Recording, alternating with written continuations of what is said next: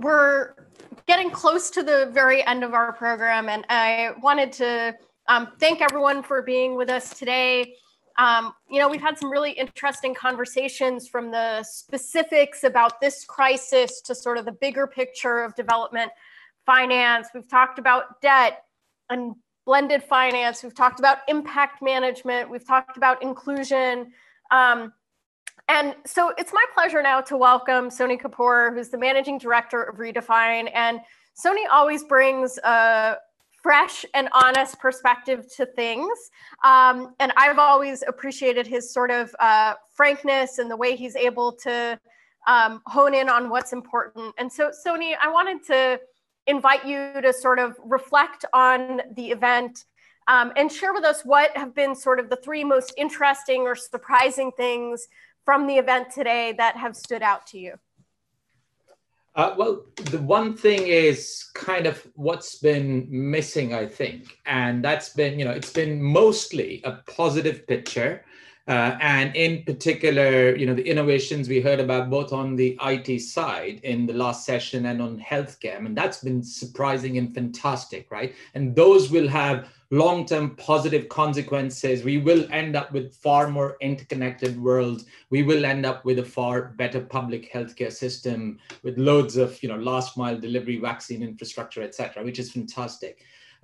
The potential downside is that we will also end up with a data point where, despite all the fantastic stories we've been telling about how wonderful the growth opportunities in emerging markets are, we will end up with a year or 2 years of having 20-25% falls in currencies, large increase in defaults, and clearly exposed limits, as the IMF pointed out, in the ability of those governments to intervene countercyclically. What does this mean for the investment thesis that either the JP Morgan Development Bank or Allianz or other private investors looking to invest in, let's say, Kenya or Zambia have been going to do? So will they be looking at this and saying, well, we need to price that additional risk in? Or will they say this was a one-off pandemic and this is force majeure and this is not going to be repeated, so we just continue with business as usual? So I think that remains the big crucial question. So clearly there has been a large change of mindset. There's been a lot of resilience that has come across, including from the DFIs and remote due diligence, et cetera. And of course, a lot of innovation. But I think the big macro picture, that question of, what will COVID mean for the macro case, that one makes for emerging markets in general and lower income countries in particular, mean in terms of scaling up development finance with just 10 years to left. So that was one big thing. The second thing that really stood out was, I think, Remy's presentation was fantastic. And that was about, the intermediation issue, right? So we do have this pool of capital, which now, thanks to quantitative easing, is, 11 trillion more than that was the case before. And at the same time, we do have these fantastic opportunities. I mean, the demographic trends remain the same. These new innovations potentially increase future growth rates in Kenya and Zambia.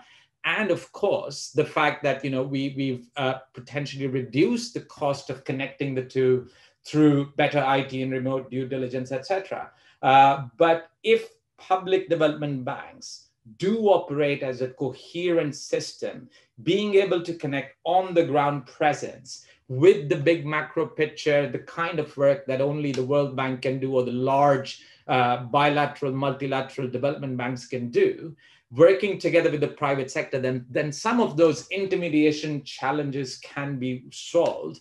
And that would be potentially very, very promising.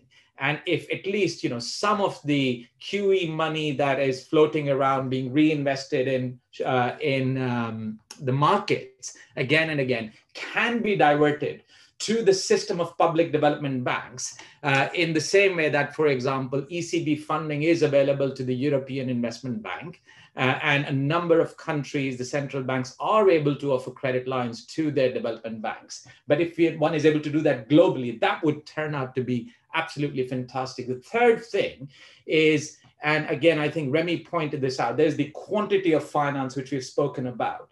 but the quality of finance. That was all of the sessions around impact. Now, the crisis, I think, in the long term will be good for us because a lot of those impact issues will have been positively impacted by COVID. You know, it really does matter how finance is allocated. It does really contribute to resilience. It does really matter who is funded and the definition of, you know, the newly fashionable critical worker, not just at the NHS in London, but also the person growing wheat in Kenya, without whom we are not going to have bread in the UK, right? I mean, everybody is a critical worker. So that is all fantastic. The slight downside I see with the, you know, optimism expressed is there are serious limits to attributability. There are serious limits to measurability. There are serious limits to information. And in some ways, by trying to make all of finance align neatly with the SDGs by focusing on reportable, measurable, verifiable metrics, we might actually be damning exactly the places that most need our capital. You know, it is much harder for an investor in Oslo, where I sit, to verify what is going on the ground in a rural Kenyan community. And in most cases, investors are lazy, as most of the rest of us are. I would rather invest a large chunk of money in neighboring Sweden, where there's a clearly articulated case for a publicly listed company, something you pointed out, right? When somebody was speaking about 1,800 large listed companies, the point you made was that actually that is not the places that need our money, right? I mean, at this point in time with QE, no large listed company anywhere in the world is really, really in need of your money or mine, or the money from Remy or the development banks. It is exactly the places that are hardest to track down, to verify, to report on, that most need our money. And so those trade-offs, I think, are going to become very obvious. But on the whole, we are really at the cusp of large changes, both positive and potentially negative. And what happens in the next chapter depends on, I think, everybody tuned in here. Thank you, Sony. And I love that you closed with what happens next depends on what we all do. That's a really powerful call to action. So I appreciate your take. And you have an amazing ability to synthesize several hours of programming. So thank you so much. I want to thank you all for joining us. Thank you to Adva for all of her work on this session, and to the whole Devex team for pulling this together. Recordings of these sessions will be available on devex.com on demand. We invite you to explore our Future of Finance theme at Devex World online on December 10th. More information on how to register at devex.com/devexworld. We'll be continuing the conversation there.